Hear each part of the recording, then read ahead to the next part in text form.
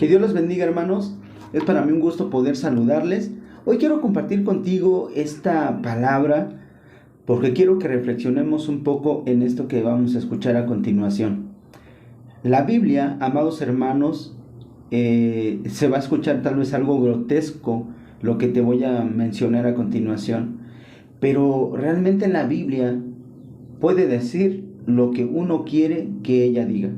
O sea, en otras palabras, yo puedo agarrar las escrituras y decir que lo que yo estoy diciendo, que mi punto de vista que yo te estoy mencionando, está respaldado en la palabra de Dios.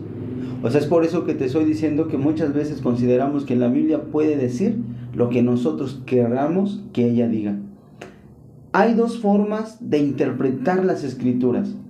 Hay dos maneras de interpretar. Una de ellas es, dentro de la hermenéutica, ¿sí?, existe la exégesis.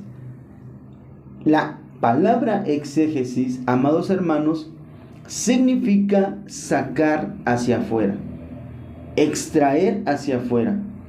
Van a disculpar un poco tal vez el ruido que se llegue a escuchar porque estoy aprovechando este momento, me encuentro en el trabajo, ¿verdad? Y estoy cerca de una avenida, pero dice la escritura que debemos aprovechar el tiempo. Entonces digo, hoy está un poco tranquilo aquí donde estoy, entonces digo, vamos a aprovechar el tiempo, vamos a hacer esta grabación, vamos a compartir con nuestros hermanos esta cápsula, vamos a decirlo así, esta cápsula informativa o este pequeño análisis de la palabra del Señor. Les decía que existe la exégesis. La exégesis prácticamente nos va a ayudar a entender de una forma correcta el texto. Pero también existe la eisegesis.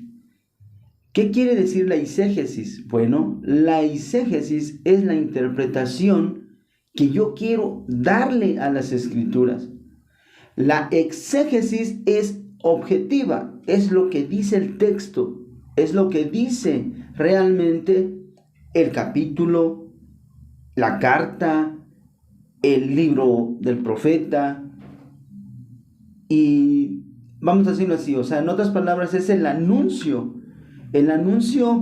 correcto, el anuncio verdadero o el verdadero significado de ese pasaje en las escrituras. Y la eisegesis es subjetiva. ¿Qué quiero decir con esto? Quiero decir que en la eisegesis se antepone mi criterio, mi pensamiento, mis ideas, o muchas veces ideas ya preconcebidas. ¿Qué quiere decir esto?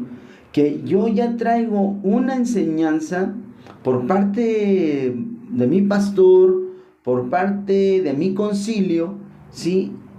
Y eso va, vamos a decirlo así, a dificultar o me va a condicionar, en este caso, la interpretación de algún texto en las escrituras. O sea, hoy carecemos, en otras palabras, esa es la palabra correcta, hoy carecemos del conocimiento de la escritura.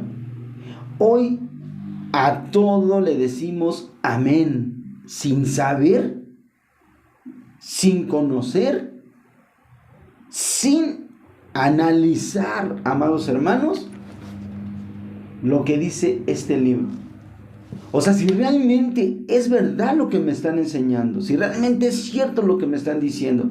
O sea, hoy es tremendo, es triste decirlo, es triste escucharlo, y usted lo va a encontrar en las redes, lo va a escuchar a lo mejor en una predicación, en alguna enseñanza, en algún estudio de la palabra de Dios. Pero hoy existen falsos maestros, dice en la escritura, amadores de sí mismos, que harán mercadería de la iglesia, que engañarán a muchos. Así lo dice la escritura. Y dice que lamentablemente por la falta del conocimiento de la palabra del Señor, amados hermanos, es que a todo, como te lo dije hace unos instantes, le decimos amén. Eso es verdad porque lo dice el profeta. Eso es verdad porque lo dice el apóstol. Eso es verdad porque lo dice el pastor. Pero no te das cuenta o tú no sabes si realmente ese hombre o esa mujer a la cual tú estás escuchando está aplicando una buena exégesis o está aplicando una eisegesis, porque repito, la Biblia puede decir todo lo que nosotros querramos que ella diga, hermanos. Y tú dirás, oye, estás ofendiendo a la palabra de Dios. Realmente no es así, hermanos, porque ese es el significado de la eisegesis. La eisegesis es subjetiva.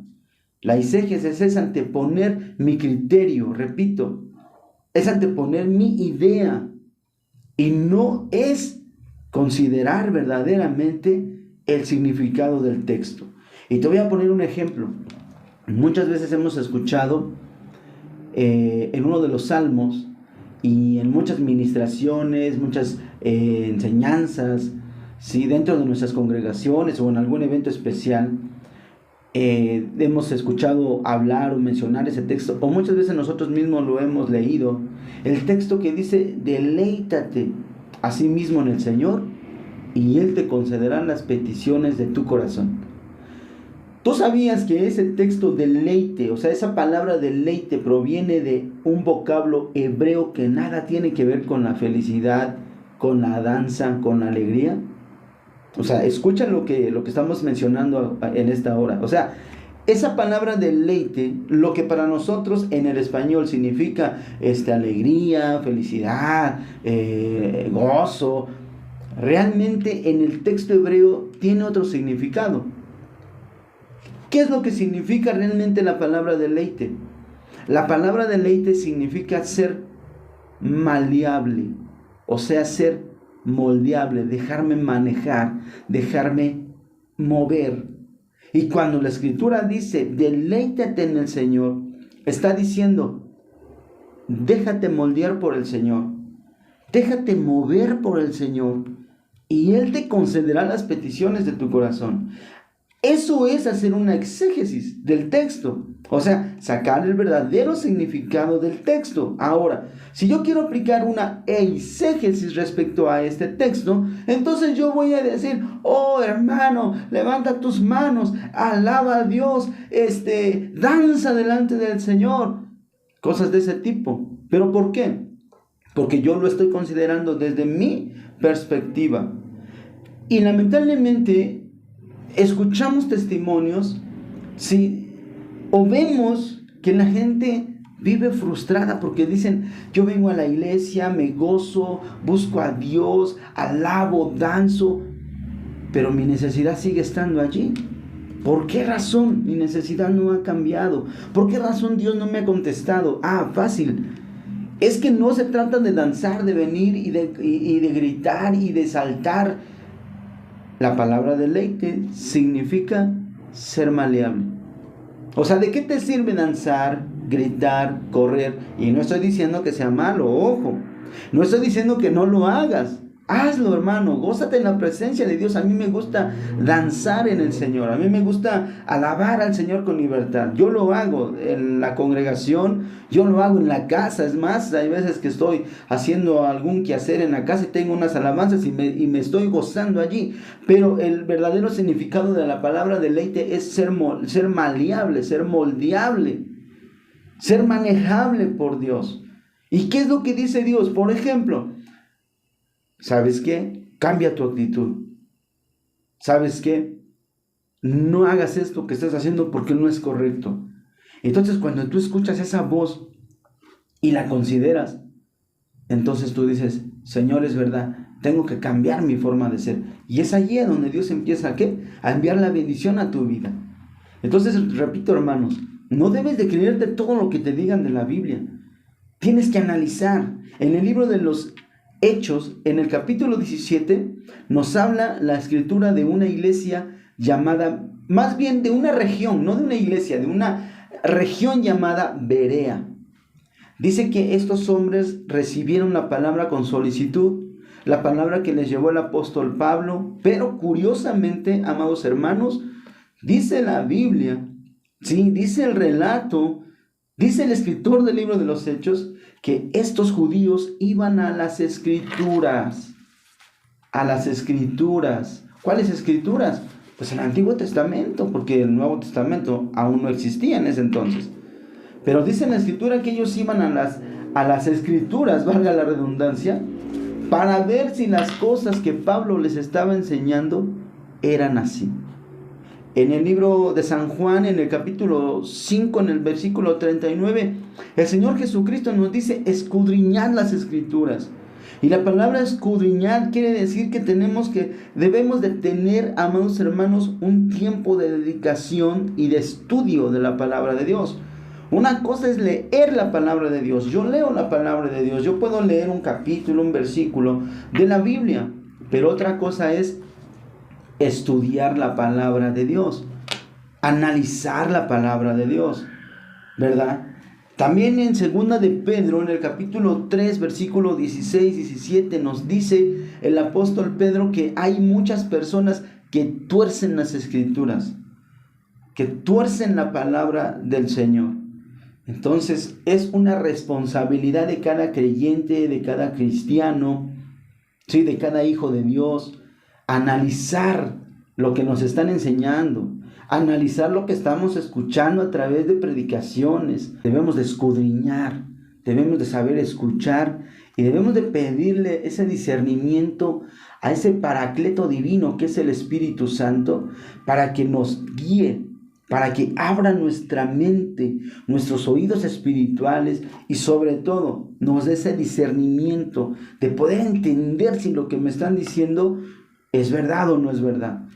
Hoy escuchamos acerca de pactos, acerca de compromisos, acerca de que ven y pacta con Dios, pero la gente no quiere cambiar. O sea, ¿cómo quieres que Dios, trayendo otra vez el ejemplo que te ponía de la palabra deleite, o sea, cómo la gente quiere que Dios supla sus necesidades si no dejan de pecar? O sea, es lógico, ¿no? O sea, ¿cómo es de que quieren que Dios supla sus necesidades? No, pero por ahí andan hombres, mujeres, amadores de sí mismos, y ¿qué dicen? No, ven y pacta. Hay una porción en la Biblia que dice que harían mercadería de la iglesia, o sea, te venderían un evangelio barato, en otras palabras, un evangelio sin cruz, amados hermanos. Pero nosotros que conocemos a Dios debemos de considerar en este caso lo que la palabra del Señor nos dice, y debemos de tener cuidado de lo que escuchamos y a lo que le decimos amén. Seamos como estos hermanos, estos judíos de Berea, que por más que era el apóstol Pablo, que por más que Dios hacía obras extraordinarias a través de su mano, dice que ellos venían a las Escrituras para ver si estas cosas eran verdad o eran así, tal cual como Pablo les estaba diciendo. Amado hermano, tenemos un grande compromiso, no con el hombre, sino con la palabra de Dios y con Dios mismo. Y si tú eres maestro, si tú eres predicador, si tú eres pastor, estás al frente de una obra, prepárate, hermano. Prepárate, no es malo que te prepares, no es malo que puedas estudiar, si es que tienes la posibilidad de hacerlo. Y si no, mira, aquí está este libro precioso, léelo con dedicación, cómprate un diccionario, cómprate, no sé, una Biblia de estudio, y no antepongas tus ideas, no antepongas tu criterio, deja que la palabra del Señor te dé luz y que tú la puedas interpretar de la forma correcta, amados hermanos. Que Dios te bendiga. Espero que este video sea de bendición. Si quisiera pedirte que nos apoyes, que le des un like. Cuando tú le das like a un video, pues esto quiere decir, ¿verdad?, que está teniendo, vamos a decirlo así, un buen provecho para aquellos que lo van a escuchar. Y cuando tú le das like, pues YouTube, ¿verdad?, sigue compartiendo nuestros videos. Es más, comparte este video con algún hermano, con alguna persona que tú sabes que quiere conocer de Dios, ¿verdad?, para que él venga al conocimiento de Dios a través de las Escrituras, amados hermanos. Que Dios te bendiga, que la paz de Dios sea contigo. Bendiciones a todos, amados hermanos, que la paz de Dios sea con ustedes.